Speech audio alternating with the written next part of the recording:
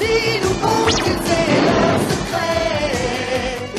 Mais on sait qu'ils viendront pour la paix. Chevaliers, masques pour la liberté des guerriers.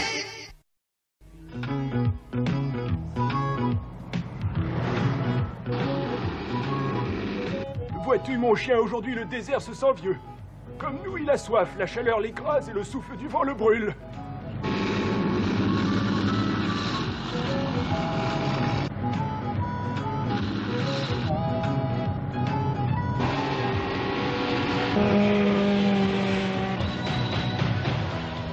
Plexor, feu. Pointeur, feu.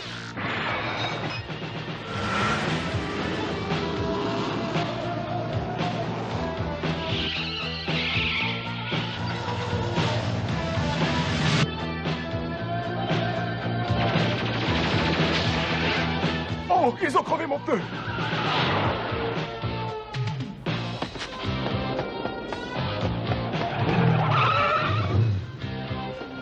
Enfin, le voyage s'arrête là, aigle pensif.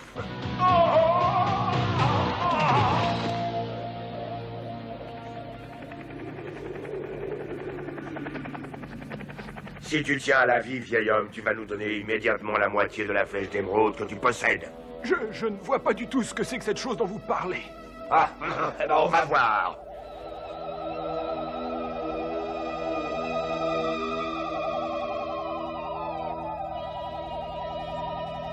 Elle n'est pas là. Tu vas parler, vieil abruti, sinon tu feras connaissance avec le point de dagger. Il a du punch, dagger. Et il a un mauvais caractère, il se met en colère facilement. Il y a très longtemps de cela, il y avait une flèche d'émeraude. Dans une de nos tribus, le chef qui se retirait la confiait à son successeur. Mais cette tribu s'est éteinte depuis de longues années déjà. Et depuis, personne n'a jamais revu la flèche d'émeraude. Cette tribu n'est pas éteinte. Nous savons que tu en es le chef, aigle pensif. Alors parle, ou tu feras connaissance avec un serpent mortel. Pointeur, feu. Oh, je l'ai confié à mon seul et unique petit-fils Daniel. Allons-y. Oh, je vous en supplie, ne lui faites pas de mal. Oh, c'est affreux.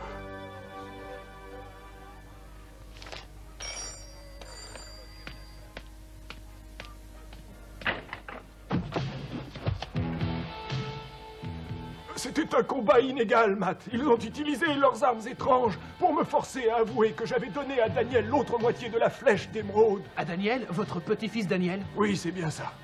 Pourquoi?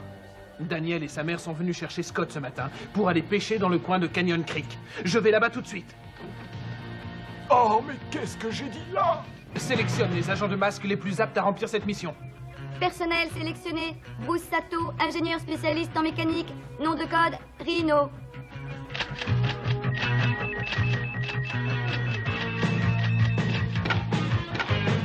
Alex Hector, expert en informatique et communication, responsable du réseau Rhino.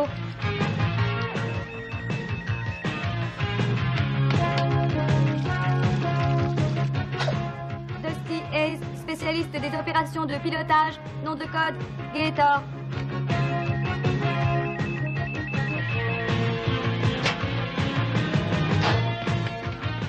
Gloria Baker, championne de course automobile, ceinture noire de Kung Fu, nom de code Shark.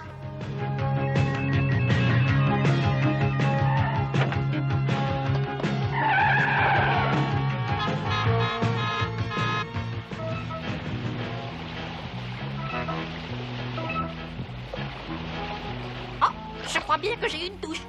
Regarde Scott, à mon avis c'est la plus grosse prise depuis ce matin. Petit Bob, tu es censé attraper des poissons, pas des vieilles boîtes rouillées, voyons. Alors, Scott, comment ça marche? Chut, fais pas de bruit, je crois qu'en voilà un. Ah,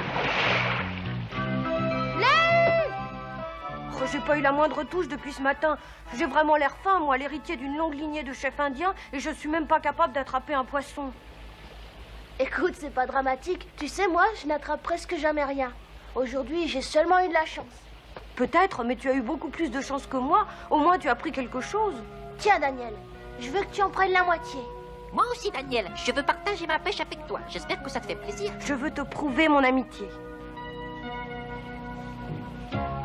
C'est absolument magnifique, Daniel.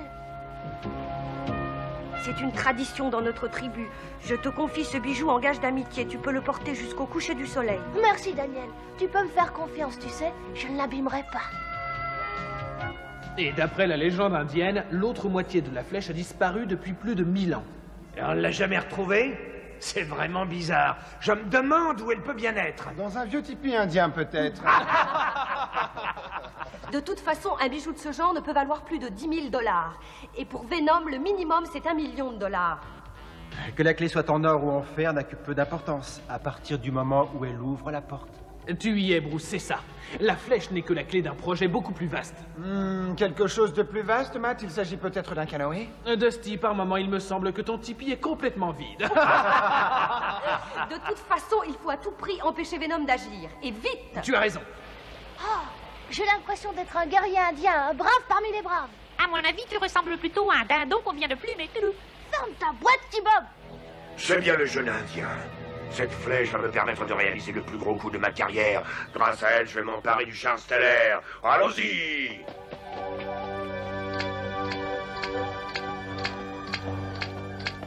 Regardez! Daniel, petit-fils d'aigle pensif, arrête-toi! Mais qu'est-ce qu'ils me veulent? Je vais l'attraper. Pointeur, feu! T-Bob envoie un message à papa. Aidez-lui de venir à notre aide, vite!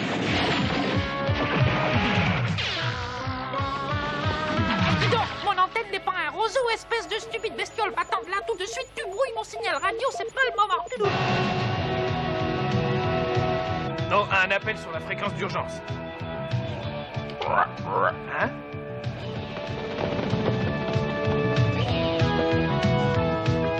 Oh là là, ça va vraiment très mal. Oui, attrape-les!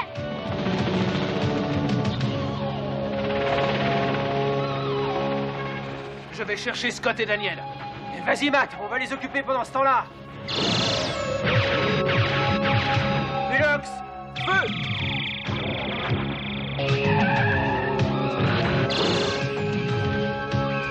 Bien joué, Bruce.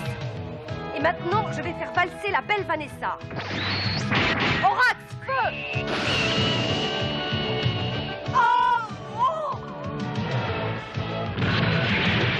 Yeah! Il est largement temps de mettre ce cow-boy à la raison. Scanos, feu!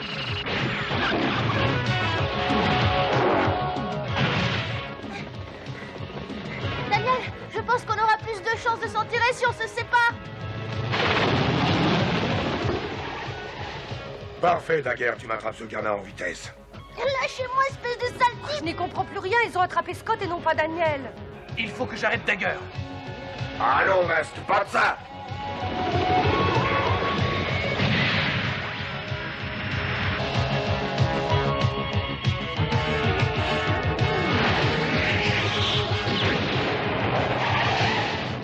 Je mets le Falcon en pilotage automatique et je me paie une petite balade dans l'espace.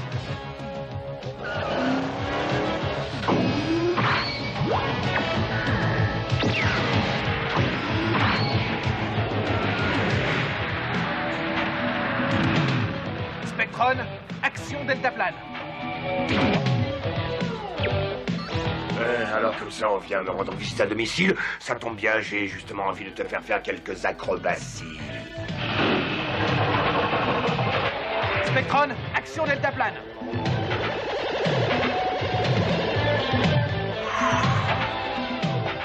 Maman, viens vite, ils poursuivent Scott. Mais qui poursuit Scott, Daniel? Oh, Daniel, vite! Impossible de m'en débarrasser. On va les occuper ailleurs.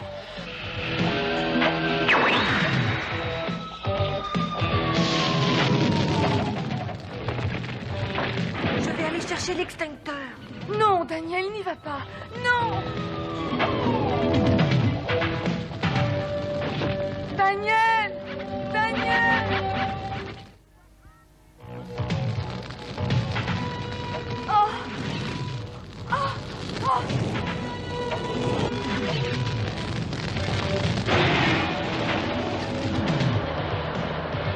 as vu la hauteur des flammes?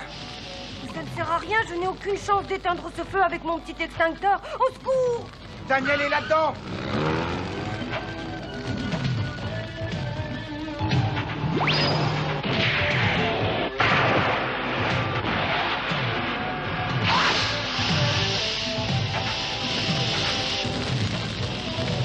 Impossible de traverser cette barrière de flammes. Moi, je peux.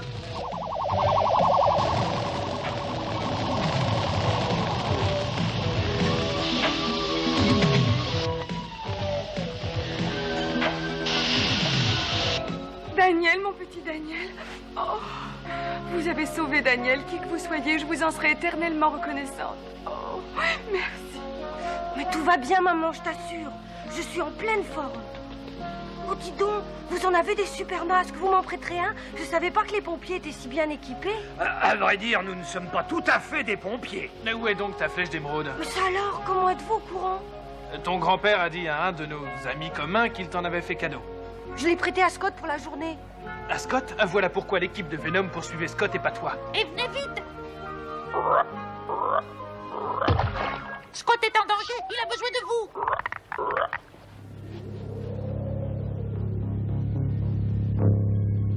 Lâchez-moi, sale type! Laissez-moi partir! Tu vas la fermer, ouais? Enfin, je l'ai récupéré. Ça fait plus de 10 ans que je cherche la seconde moitié de la flèche d'émeraude. Si je m'en rapporte au symbole reproduit sur cette ancienne tapisserie indienne, la flèche d'émeraude doit nous montrer le chemin qui nous mènera jusqu'au char stellaire. Un astronef venu d'ailleurs, enseveli dans le sable du désert depuis 1000 ans. Mais on a tout ce qu'il nous faut comme véhicule. Ah, imbécile, ce véhicule possède quelque chose que tu n'as pas, l'intelligence. Et c'est le fruit d'une civilisation établie à des milliers d'années-lumière de la Terre. Un vaisseau, venu d'aussi loin, doit certainement être muni d'un système de propulsion absolument génial. En l'adaptant, je dois pouvoir créer pour Venom une nouvelle génération de véhicules révolutionnaires.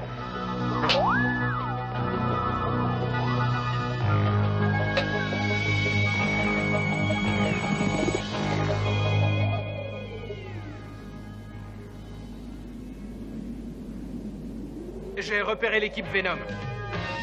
Ils vont vers le sud par l'autoroute 710 qui mène tout droit au parc national de Mesa Verde. Bruce, j'aimerais bien jeter un coup d'œil au parc avant leur arrivée. Vois-tu un moyen de les retarder avant de me rejoindre ici? Ça ne pose aucun problème, Matt. La chèvre au piquet provoque irrésistiblement l'appétit du tigre. La chèvre, le tigre, non mais tu délires! C'est moi le spécialiste en stratégie. Eh ben moi je vous dis qu'on va tendre une embuscade. C'est exactement ce que vient de dire Bruce. On devrait arriver au parc national d'ici 1 heure. Et regardez, il y a eu un accident, on dirait. Tiens, nos chers amis de masque semblent en difficulté. Alors, voilà une occasion peut-être de faire d'autres prisonniers.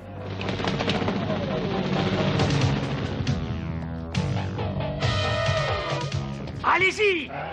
Ah, c'est une embuscade. Oh, qu'est-ce que c'est? Au secours! Ah! Ulux, feu! Oh non! Je crois qu'on a pris notre ami Mayhem au débeauté. Bravo, Masque, attrapez-les, ces sales types! Arrêtez immédiatement le combat, sinon c'est votre jeune ami qui en pâtira. Foi de Venom! Ne vous en faites pas pour moi! Dérouillez-les! Dusty, Gloria, arrêtez, il va s'en prendre à Scott.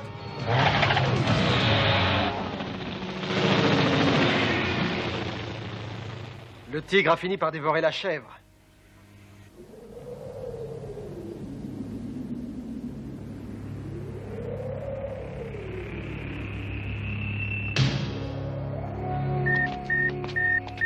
La tête de la flèche est dirigée vers l'entrée de ces cavernes.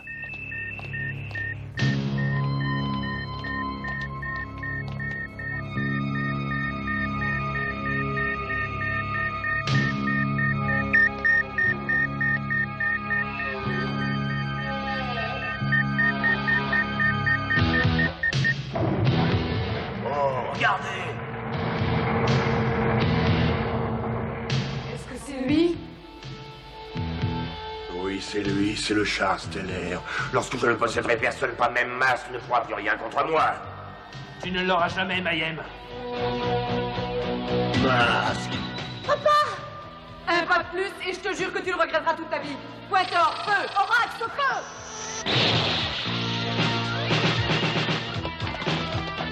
Scott!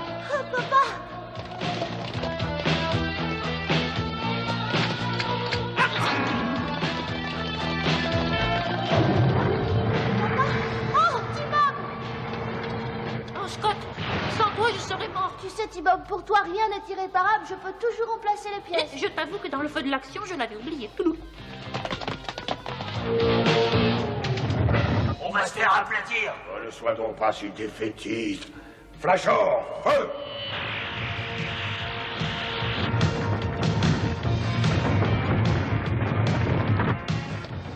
Orax, feu!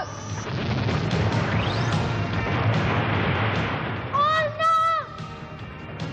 Scott!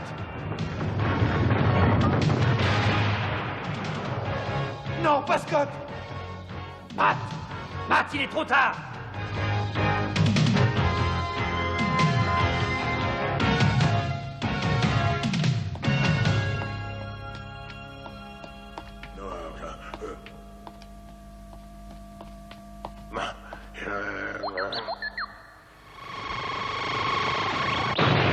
Couchez-vous! J'ai là de quoi aider la bande de Venom à y voir clair. Le rayon fulgore de Rhino.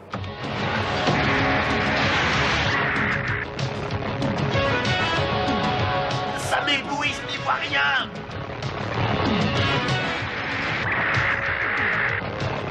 Mais débarrassons-nous de ce truc! Impossible, je n'arrive pas à voir les manettes. Oh, cette lumière me brûle les yeux, c'est intolérable, essayons de filer. Hé, regardez, il se sauve! On va arranger ça. Spectron, feu! On est piégés. Je vais veiller personnellement à ce que tu passes le reste de ta vie derrière les barreaux, Mayhem. Désolé, mais ce n'est pas encore pour cette fois-ci.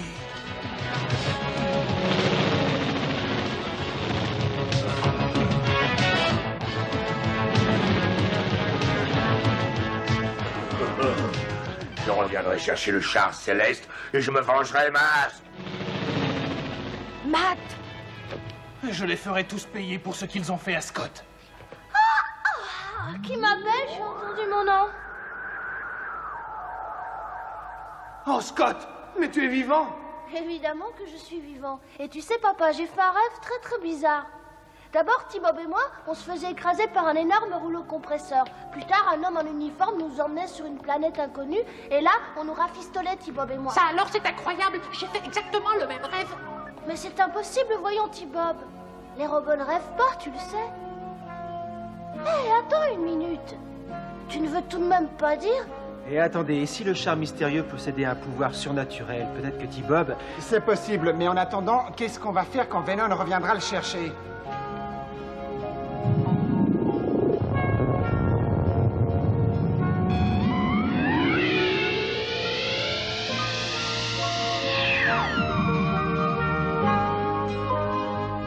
Je pense que tu as la réponse à ta question, Dusty. Nous ne saurons jamais quel message ce vaisseau apportait à notre monde. Lorsque la couvée a été dérangée, les oiseaux vont faire leur nid ailleurs. Hein, des oiseaux? Où voyez-vous des oiseaux? Ah non, non, non, non, pas d'oiseaux, hein. J'ai déjà eu assez d'ennuis avec les grenouilles, moi, tout à l'heure. Mais non, T-Bob. Bruce veut dire que le vaisseau n'est pas parti définitivement. Il a trouvé un abri plus sûr. Regardez la flèche d'émeraude. Lorsque tous les Mayhem de ce monde auront disparu, je crois que le char stellaire nous révélera ses secrets.